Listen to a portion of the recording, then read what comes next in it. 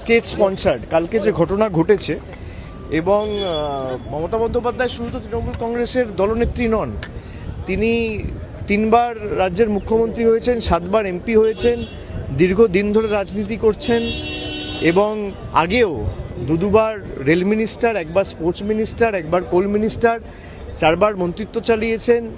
এত দিন ধরে তার রাজনৈতিক কেরিয়ার এবং তিনি জনপ্রতিনিধি, 15 বছরের চিফ মিনিস্টার, মানে উদ্দেশ্য প্রণোদিতভাবে পুরোটা পূর্ব পরিকল্পিতভাবে যেভাবে বিজেপির গুন্ডারা আর যাদেরকে মানে ফুটেজে দেখা গেছে তারা তো কেউ পৃথক কোনো সাপোর্টার বা কর্মী নয়, তাদেরকে এমএলএর সাথে দেখা গেছে, তাদেরকে বিজেপির প্রার্থীর প্রচারে দেখা গেছে, বিজেপির বড় বড় সব নেতাদের সাথে তাদের ছবি রয়েছে, আমার কাছে ছবি আছে, আমি দেখাতে পারি আপনাদের।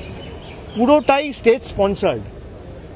এরা চায় না বিরোধী রাজনৈতিক দল থাকুক, বিরোধী রাজনৈতিক দলের নেতারা বেঁচে থাকুক, প্রাণে মারতে চায়। গতকালের যে ঘটনা এটা আবার প্রমাণ করছে। আপনারা দেখেছেন, আমি যেদিনকে এয়ারপোর্টে গেছিলাম, এখানে স্পিকারের সাথে দেখা করতে এসেছিলাম, সেদিনকে রাত্রে কলকাতায় ফিরে যাওয়ার সময়, খুব সম্ভবত 19শে জুন, এয়ারপোর্টে বন্দুক হাতে দেখা গেছে বিজেপির এক দুষ্কৃতীকে। এখনও পুলিশ তাকে অ্যারেস্ট করেনি। তার সাথে শুভেন্দু অধিকারীর ছবি রয়েছে, যিনি বর্তমানে এখন বাংলার মুখ্যমন্ত্রী।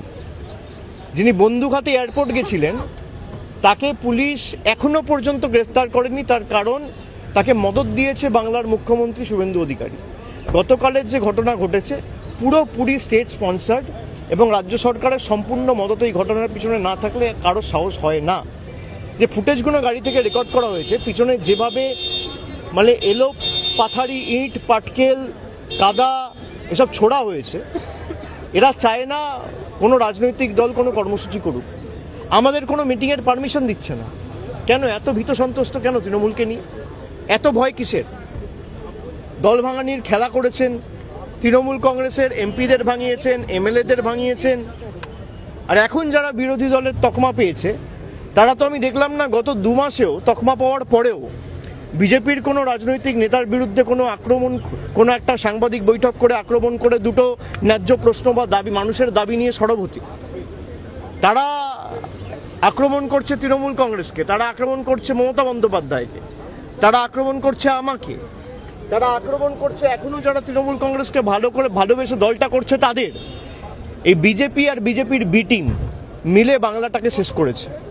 আমার বিশ্বাস যে বাংলার মানুষ 3 মাসে এরা যা দেখিয়েছে, বাংলার মানুষ এদের ক্ষমা করবে না। অন্নপূর্ণার ভাণ্ডার নিয়ে প্রতিশ্রুতি দেওয়া সরকার ক্ষমতায় আসার পর অন্নপূর্ণা ভাণ্ডারের পর বুলডোজার চালিয়েছে।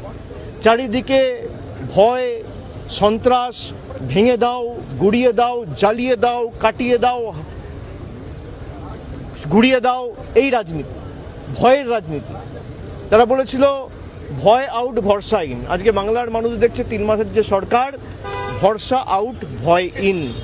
মানুষকে দেওয়া যত প্রতিশ্রুতি সব বন্ধ, সব একটাও পূরণ করেনি। কোনো প্রতিশ্রুতি এখনো পর্যন্ত পূরণ হয়নি।